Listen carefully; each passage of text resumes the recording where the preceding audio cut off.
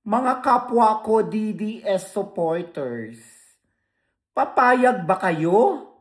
O anong masasabi ninyo sa sinabi nitong Sara Ilago na nagkalago-lago na dapat daw sa mga DDS supporters, magising na daw sa katotohanan? Correct! Di ba? 2016 pa tayo nagising sa katotohanan na yang mga akbayan na nakaupo dyan sa gobyerno, wala namang ibang hadikain yan, kundi pahirapan ang taong bayan. Ayaw kasi nilang umunlad ang Pilipinas, kaya yan sila nandyan. Di ba? Hindi ka nga nanalo sa eleksyon.